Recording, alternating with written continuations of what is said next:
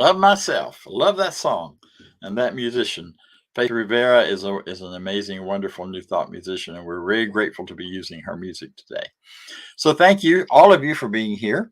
We're here to remind you that such is the nature of life, that all it asks and all it wants is the opportunity to appear. You're the opportunity. So am I, and so it is. We are life showing up as individuated versions, as people, as human beings. Therefore, we can only know you for that higher truth of who you are, and we only celebrate you. We celebrate your choices. We celebrate your life. We celebrate the way you have come to identify yourself in the world, whatever your gender, whatever your ideas about who you are and how you fit and where you belong, whatever ethnicity you come from and have continued in, whatever choices you make about your families of choice and your families of origin. All of those things are unique and wonderful new varieties of living in life in this current culture and current world. And we're celebrating all of that because we're celebrating you. We're celebrating who you are. We're celebrating what you're doing and why you're here. So this day is a celebration. Every service we do here is not really a service as much as it's a Sunday celebration. Celebrating life, celebrating the goodness of life, and celebrating that on some deep and high level, and with all going on in the world, it is still true and real that all is well. The Spirit has got this, that life has got this, and will continue to go and grow and expand no matter what. So I'd like to share a little more about what we believe through our Declaration of Principles.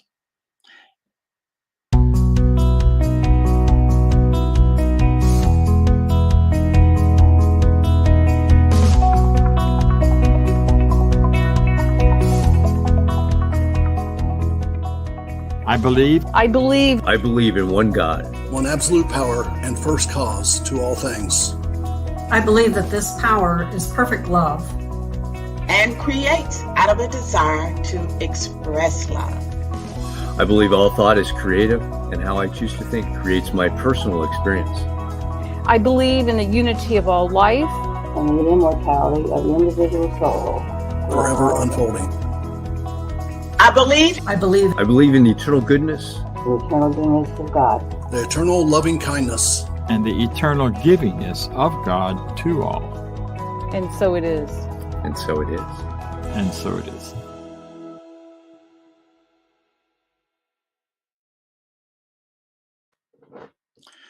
So there you have some of it. There's a lot more to be said about all of those things. We are a community of support and love as we all find the way to live more fully and more freely in this world at this time. One of those ways we do that is by supporting each other and by learning this teaching, learning the rules and the practices and the principles of the science of mind and of new thought. Ancient wisdom brought into modern thinking and modern ideas. So one of the ways we do that is through our practitioners. Our practitioners are people who are trained in this teaching, who can work with you as well as themselves to bring about change, to help you with those places where you may feel stuck, those places where you can require or desire more support. You can contact them through our website. Today we have sharing with us one of our practitioners, a lead practitioner, Doug Moody, who will talk to us and then treat with us. Thank you. Take it away, Doug. Thank you, Dr. Bob Deen, and good morning, Center for Spiritual Living, Midtown, Atlanta. Great to be with you this morning. First off, today's topic is loving this body, which I think is really interesting. It was a particular area of interest to me in my practitioner training. So we're going to start this morning. I want you to all give yourselves a big hug for being here with us this morning, because I guarantee you there's going to be some great ideas that you are going to really love, that you're going to garner this morning about how to love yourself and create the body that you really want, body, mind, and spirit. I ran across an interesting quote from Dr. Ernest Holmes, the founder of this teaching, who this quote says, "Think of the body as a spiritual instrument. Say to yourself, I am the spirit manifest." I think this is a very powerful quote because it reminds us that body is always the effect and not the cause. Another way to possibly look at it is your body is a mirror reflecting back to you and to others what you think, what you say, and what you do in your actions. I ran across another anonymous quote that says, your mind is a garden. Your thoughts and feelings are the seeds. Your body can either produce flowers or weeds. Kind of an interesting way to look at it for people like me who love gardening. It's kind of an interesting topic too. Even scientific research has concluded in various studies that talking to plants in loving and affectionate ways yields greater growth and higher numbers of blooms. Imagine what the world could be like if we talked to ourselves and to each other that way. Kind of a profound thought. Along those lines, and in the whole mind, body, spirit unity, in my practitioner training, there's a great book if you need some additional ideas or some more reading called Mind Over Medicine, and it's by Dr. Lissa Rankin. This was a real profound section of my practitioner training that I just really loved. It was very, very empowering. And this book, which was written in 2013, still has a lot of truths that are just really, really wonderful. And along with that, we see so many examples in our culture of beauty and emphasis on the body. One such being that I think even lives on today in a very powerful and present way, despite that she has passed and left this earthly realm, is the Hollywood actress Audrey Hepburn. And she was often, claimed to be one of the world's most beautiful people. And somebody at one time asked her what her beauty secrets were.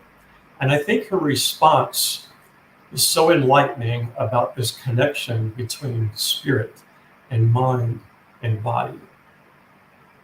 And her response was to have attractive lips, speak kind words, to have a loving look for the goodness in all people, to look skinny, share your food with the hungry, to have beautiful hair, let a child cross it with his own fingers at least once a day, to have a beautiful poise, walk knowing you are never alone, because those who love and who have loved you always accompany you.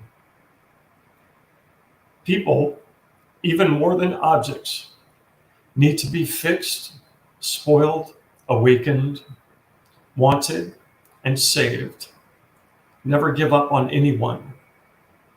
And remember, if you ever need a hand, you'll find them at the end of both your arms.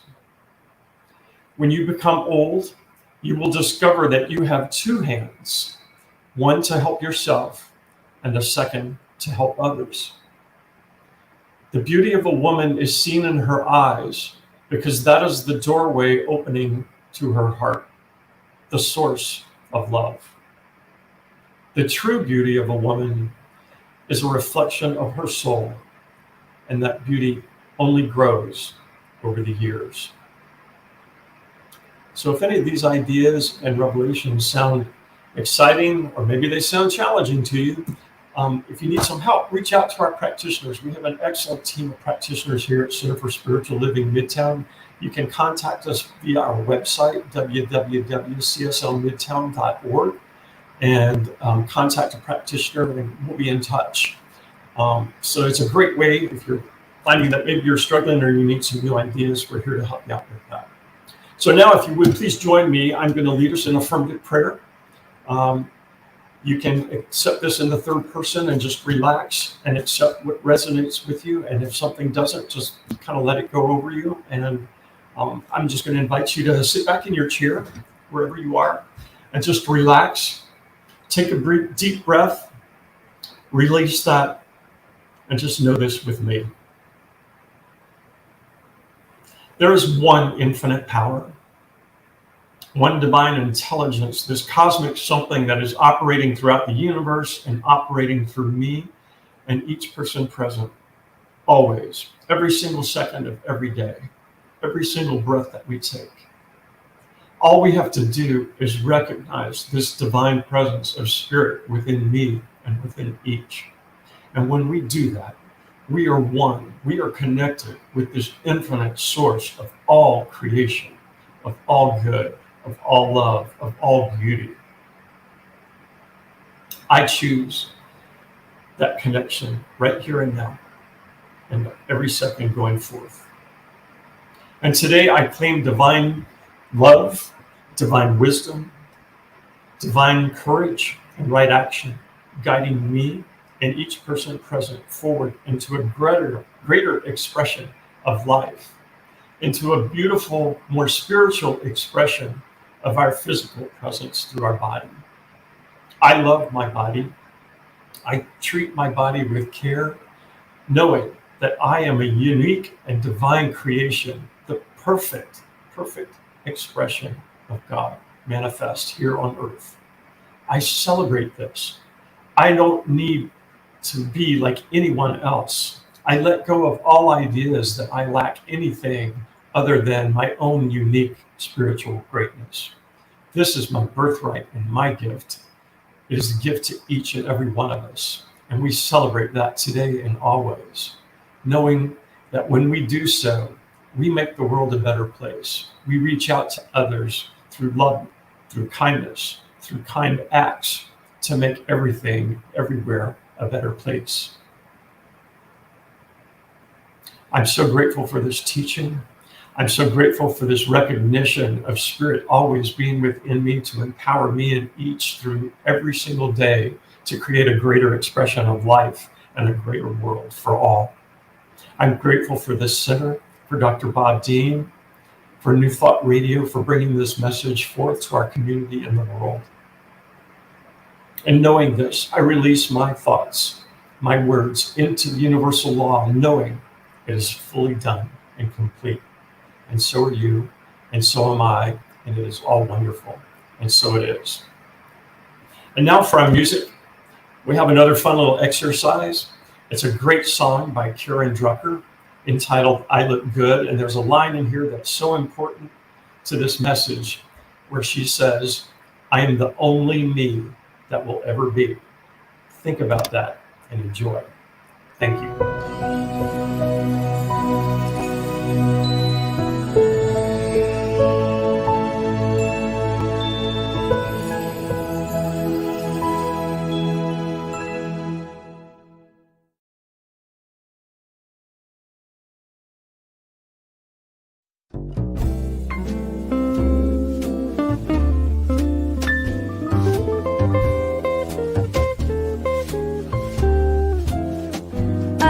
This new little game, it's the latest rage. It's not limited by race, creed, color, or age. I stand in front of the mirror every day, look at myself from head to toe and simply say, I look good. I look good. I look good. Good. I look good. I am the only me that will ever be. I look good.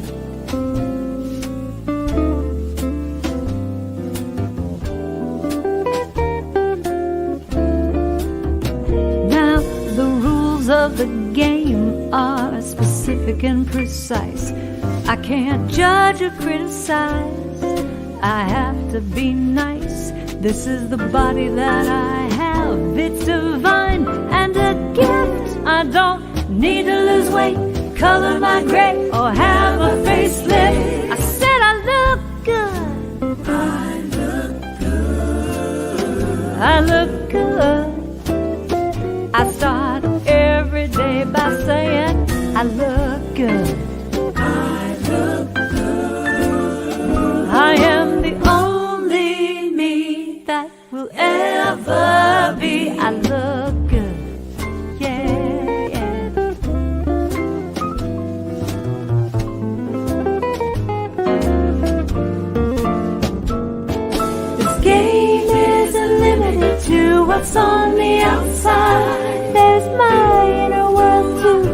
cannot be denied. 'Cause who I really am radiates from within. So I'll open my heart, quiet my critic, and begin. They say that beauty's skin deep, but I know for a fact it's not really how you look, but more how you act. Was I kind to a stranger? Did I give love today? I can look in the mirror, look at myself, and I can say I am good. I am good. I am good. I am good. I am enough. I know I am good. I am good. I am the only me that will ever be. I look good, yeah, yeah. I look good. Ooh, I am good. I am good. Yes, I know I look good. I look good. I am the only me that will ever be. I'm good. So good.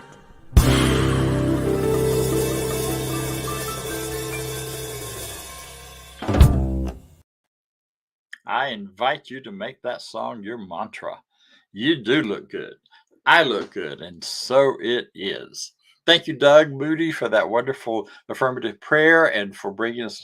Who knew Audrey Hepburn was such an amazing metaphysician? There is so much truth out there in the world, coming from all kinds of places and all sorts of minds and thoughts and beings.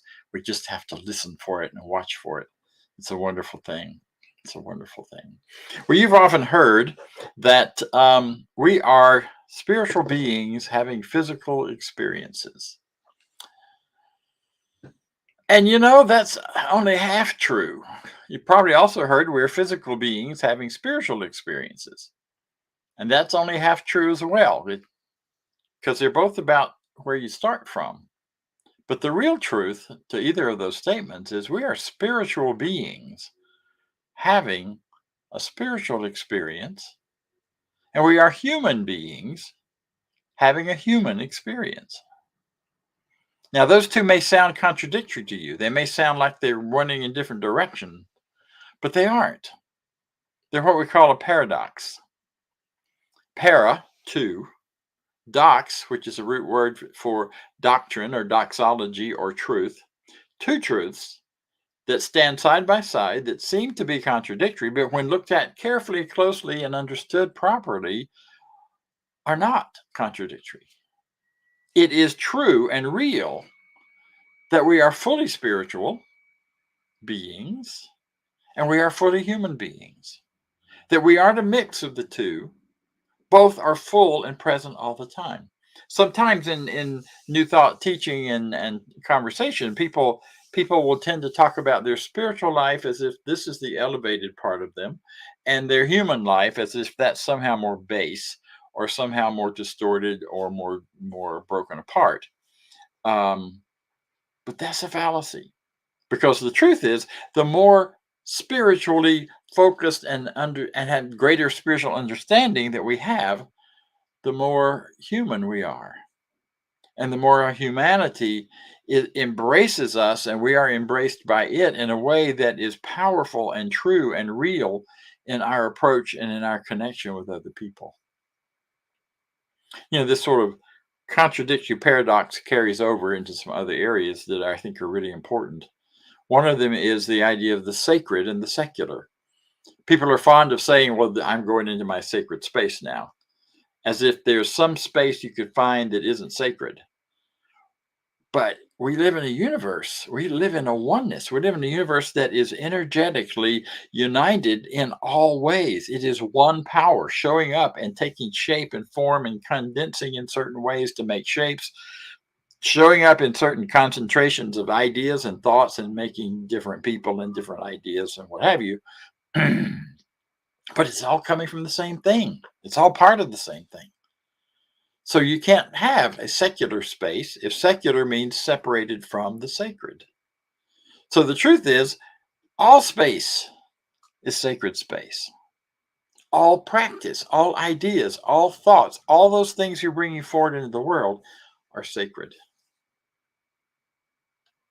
All of those events you go to are sacred.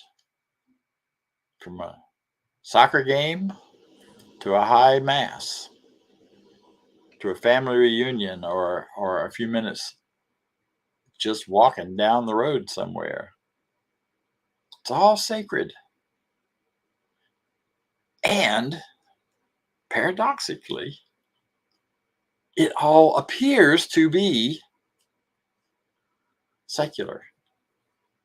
Because you don't often walk around and hear the big sounds of the trumpets and the horns that give you this idea that I'm doing something real sacred and really powerful here. And no, it's everyday life.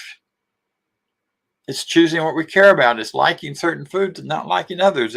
It's making choices and creating new things and bringing new ways of being into the world for ourselves and other people. I mean, it's very profane, very everyday. And at the same time, everything about that is sacred and holy. This carries into our teaching. We have been saying, and we have said for more than 100 years now, that this is a teaching that is a teaching healing ministry. It's a teaching healing practice. We teach, we study, we understand, and we practice. And in that process, people's lives are transformed. In that process, the things appear to be healed all the time. And yet, when you dive deeper into the philosophy and into the scientific truth behind healing, especially from the yogic world and the holistic, seeing the world as a uniform field of energy and information, seeing the universe as that, you suddenly realize that there isn't really anything to heal. We are eternal beings. We go through life with various experiences. Some of them we like, some of them we don't, some of them we damn, some of them we bless. And yet all of them simply move us on to the next experience, on to the next way of living, on to the next good thing that will happen in our lives. So at a deeper level, an inner level, at a bigger, broader level, looking at this from the 60,000, 160,000 foot elevation, we see that there really is nothing to heal. There's only something to know. And healing becomes not fixing things as much as it becomes revealing underlying truth. Because as we begin to reveal the underlying consciousness that has brought into form the things that we are living with, like our bodies, then we begin to know that underneath there's a perfection. There's something within all of us that needs no fixing, that is not broken, that can never be broken. So what we are doing is tapping into that awareness, tapping into that reality, imagining our lives as if that was the only reality that we ever experienced, and all of these conditions that we run into, which do not sometimes need to be healing. Healing means simply that we take from two-ness back to oneness. We take from broken apart, or appearing to be broken apart, back into a oneness. If you think about cutting your hand, I recently had surgery on that one, so I have a real good feeling of what that's about, how that feels. You break it apart, you pull it apart, you take the oneness and you break it into two-ness. But you know what the body does immediately? It starts knitting it back together. It is natural that the two parts come back together in one. And actually, even when it's cut, there's still just one body here that is returning itself into its underlying perfection, because it already knows how to heal. It already knows how to bring about that greater expression of itself as one body. It's an amazing, miraculous thing when you think about it. See, at this deeper level, where it is about revealing, not healing, there is so much we can do and so much we can think about and so much we can bring into our everyday experience. Years ago, I was introduced to Louise Hay, I had the joy of dancing with her at a conference. I'll brag about that as long as I can brag about anything, because she is such a wonderful, gracious person. We were in line waiting for refreshments during this closing ceremony dance celebration, and I was behind her, and the line was going really slow, and she turned around, looked at me, she said, "So instead of cake, how about dancing with me?" And I went, "Oh yeah." And so out on the dance floor we went for a little while and had a great time. But I had also already known about her and met her before that through her very famous book, "You Can Heal Your Life," because it addresses that underlying truth that is at the source of all healing, all restoration, all revealing of the greater truth. You can heal your life. It's a wonderful little book. It takes you through what she would do if she were with you at a session. And she has a practice in there that I want to mention and bring forward because it is so powerful. And it absolutely was one of the big steps in changing my life and bringing me into a healthier, greater living, greater experience of not only loving life, but loving my body and appreciating and loving the physicality of where I am and how I live. And that is this thing which she says, and you can do this now, or you can do it later. You can grab a little mirror, a little hand mirror, put it up, hold it up in front of you. I'm going to use my phone and reverse the camera. That's the other way to do it. Look yourself right in the eye and say your name. In my case, I will use the name I always heard when I was in trouble, Robert Alva Deen III. I love, accept, and approve of you. I really encourage you to try that, either now or later. Maybe not right now. First time I did it, I was listening to her book on an audio tape. Remember tapes, those little cassette things that we used to have that you don't know about unless you've been here a while. I was driving and I was listening to what she believes and what she teaches and all of that. She got to this exercise, and I, being the very arrogant male that I was at the time, she said, "Do this." And I thought, okay. She said, "Stop the tape and do it now." And I went, okay. So I just flipped the mirror down in front of me in the car, still buzzing along the highway, and looked at myself in the mirror for the first time, eyeball to eyeball, and said, "I love and approve of you, Robert Deen." And I nearly wrecked the car.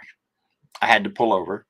I became so emotional at the moment because I don't know that I had ever heard those words exactly that way. And I certainly had never said them to myself. Very powerful, because what it did was it brought to the surface all of the things, the beliefs, the attitudes, the thoughts, the feelings that were contradictory of that statement.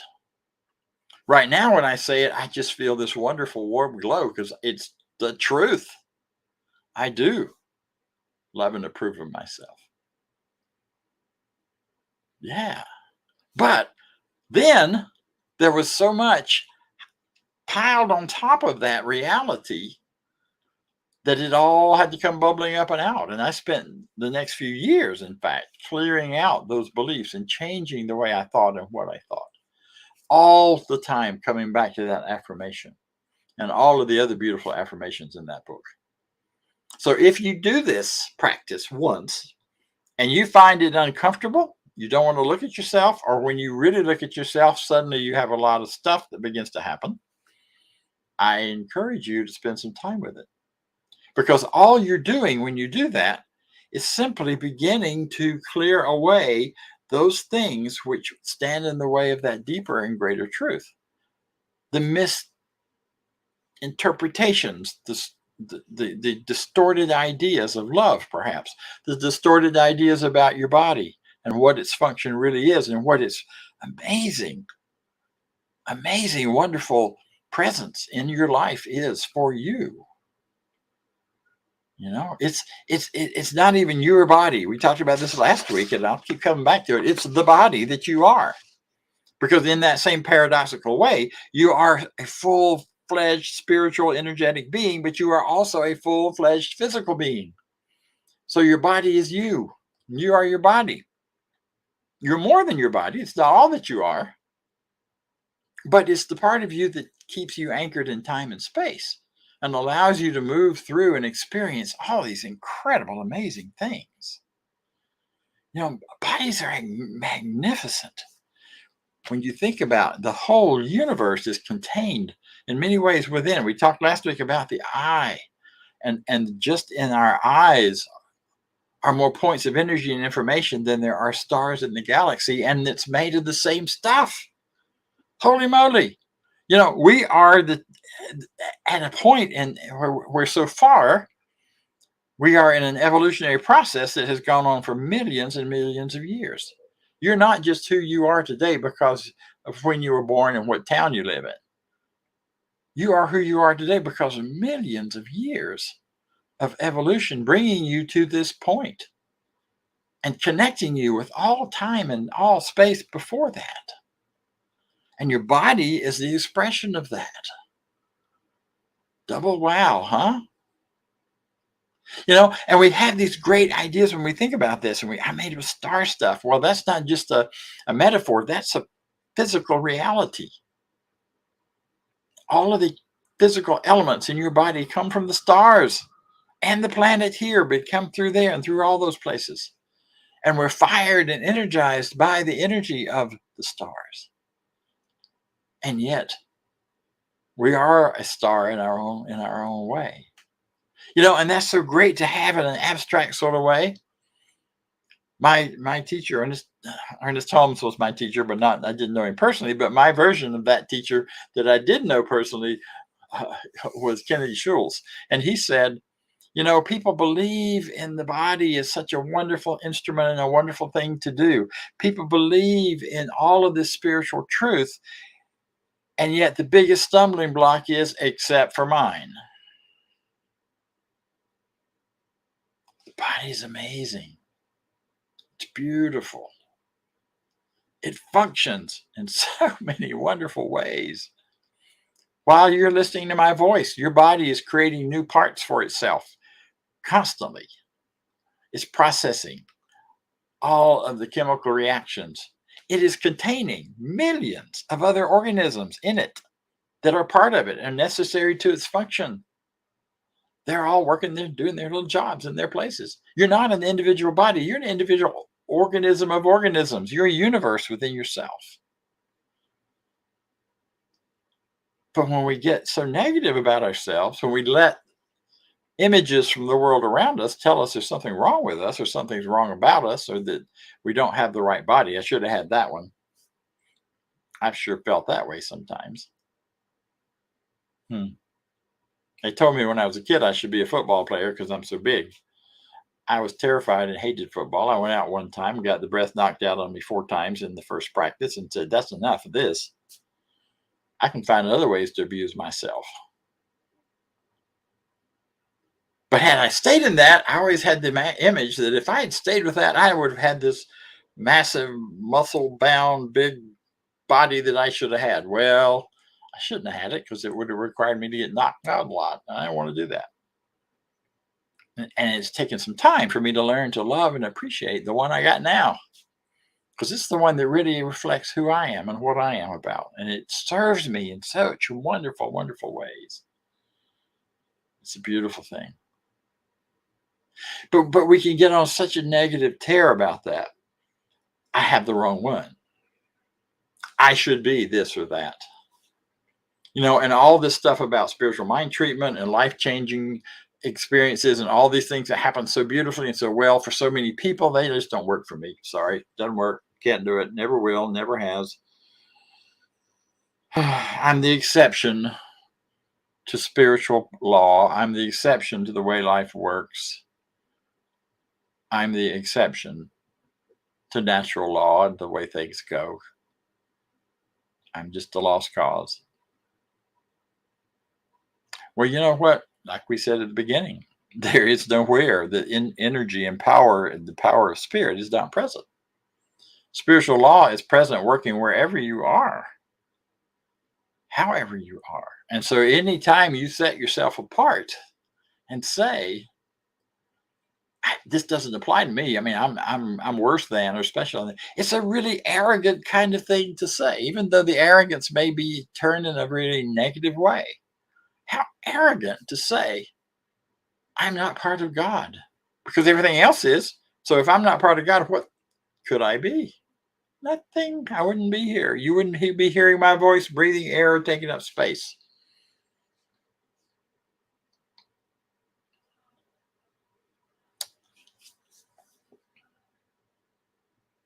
But lest we judge ourselves harshly for thinking ourselves above and beyond or below. I used to call myself subhuman back in my teenage years because I thought my desires and urges and sexuality was so evil and so bad. Little did I know that my version of sexuality has been around as long as there has been creation on the planet, as long as there have been humans, as long as there have been animals. And theory, scientific theory proven, shows that for there to be the homosexual experience showing up again and again and again, generation after generation, without being able to self-replicate, means it's showing up again and again and again because it's necessary to the species. Science has backed that up and built that up for years. They've tested it. They've looked at it. It's not just some excuse. It's a physical truth. All people, whatever your sexuality, or whatever your sexual identity, whatever your personal identity, all of those things that we are coming to understand in a bigger and broader way right now than ever before. All of those things are there because they're necessary to life on the planet, to life of our human species, to life of all the other species around us. It's all connected and necessary. So how could I do anything but love this body, through which I am walking through the world and having experiences and tasting and loving and smelling and feeling and all of those wonderful things. It is a beautiful, miraculous thing to be part of this body and to live this body right now.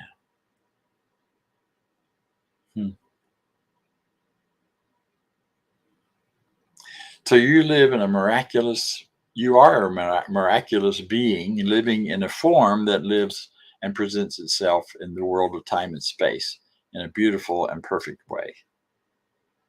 So I invite you to know that within every part of this physicality of yours, as Dr. Ernest Holmes says, there's a cosmic or divine pattern at the center of every organ of the physical body. Our body is some part of the body of God, the body of the infinite.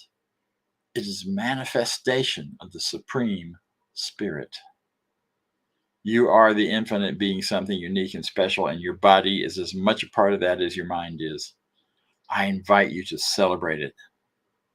How wonderful to live in a world and live in a life where you accept your body as it is, and you love it, and you embrace it, and you care for yourself, all parts of yourself, spiritual, mental, physical. And we all know all those various things that we talk about and we think about. So we care for ourselves, and we care for ourselves as in loving, generous, kind ways. We stop treating ourselves as if we don't matter and as if we are invincible in terms of our ability to defy spiritual law. I once slid down a rock in the mountains and busted both ankles because I thought I could do it. And even though everything around me and all the people around me were saying, that's too steep to slide down that rock. What I didn't see was at the bottom of the rock, it dropped off. And so they were right. Gravity is a real thing. I'm going to cooperate with it from now on. I'm not going to pretend it doesn't apply to me. Spiritual law and spiritual reality and spiritual love applies to all of us. I invite you to embrace it, to celebrate it, and to join me in our closing affirmation, which is the affirmation for this week. I delight in the wonder of my body, and I treat it kindly and/or with love.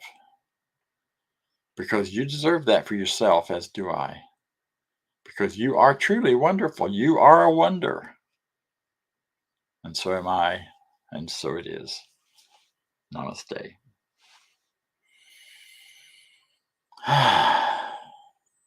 So in this joyful feeling and attitude and knowing, I invite you to join me in thinking about the giving, receiving, flowing. Everything in our bodies works the way it works because of the circulation of blood, circulation of life, circulation of all kinds of things, circulation of chemical reactions physically, circulation of prosperity and giving and receiving out in the universe. So I invite you to enhance and expand your circulation, your spiritual financial circulation, your own prosperity by giving to the places that give you back great good and great ideas and great truth. And I hope that for you, Center for Spiritual Living Midtown is one of those places. And I invite you to join us in that contributing and giving. As you see, there are lots of ways to do it. You can simply scan the code. You can go through our donation page on the website. Whatever way you do it, the most important thing that you do is in consciousness as well as the physical expression of consciousness. So join me, if you will, in our affirmation of prosperity. I live in a universe of abundance. As I freely and joyfully give, I join in the divine flow. All that I share with life returns to me multiplied abundantly. And so it is. Thank you so much. Now let's see what the announcements have to say. And it's time for everybody's favorite fun game, announcements. Hey, stay in touch with the Center for Spiritual Living Midtown through our newsletter. Get one email a week letting you stay informed. And please subscribe when visiting YouTube to our YouTube channel. Those subscriptions go a long, long way. And while you're on your social media, why not give us a like and a share on Facebook? Let your friends know what we're doing. Invite them to come watch our services with you. And join us on our Zoom room throughout the week. We offer a variety of Zoom interaction opportunities each and every week here as part of the Center for Spiritual Living Midtown. 10 a.m. Sundays, our discussion group around the 365 Science of Mind book. Every Sunday, 12 noon Sundays, our community fellowship immediately following our Sunday services, and 12 noon on Tuesday, our online empowerment opportunity. The access information remains the same for all of our Zoom experiences. If you need access, please visit cslmidtown.org and you'll find access information on our website. Join us on any of our Zoom opportunities throughout the week. And while you're with us, be sure to connect with one of our professional practitioners. These are folks that are highly trained to support you along your spiritual journey. You can learn more on our website about our professional practitioners. Just head over to cslmidtown.org, click on About and Practitioners.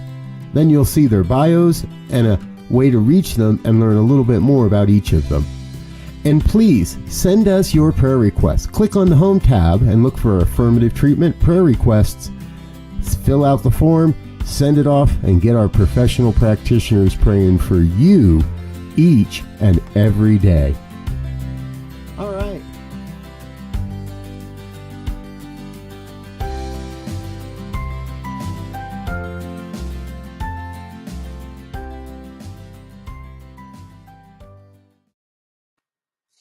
So I'm happy to announce, along with YouTube and Facebook, we are now on Twitter and we are on Instagram. Not TikTok yet, but we're working on it.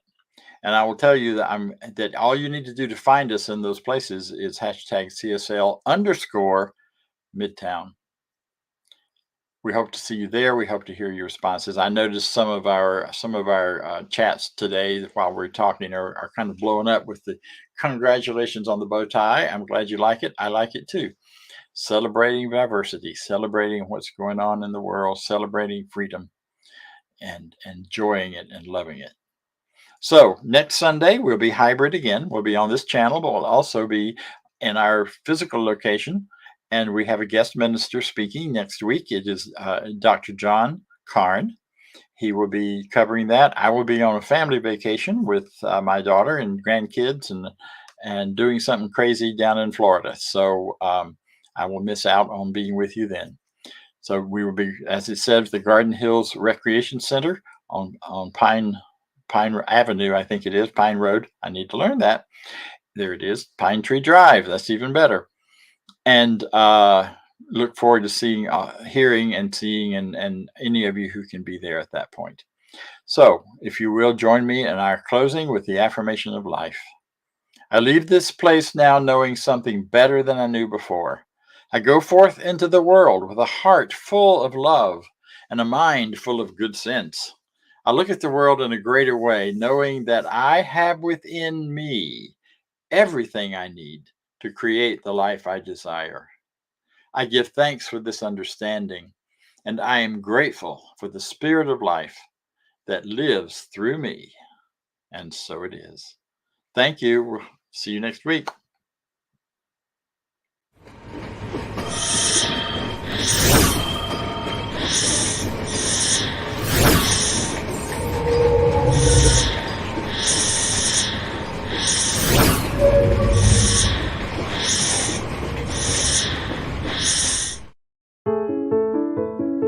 New Thought Media Network. We are a global broadcast network of positive music, media, and entertainment, inspiring humanity's evolution along the journey of enlightenment and creating a world of love, peace, empowerment, and prosperity for all. New Thought Media Network. Positively inspiring.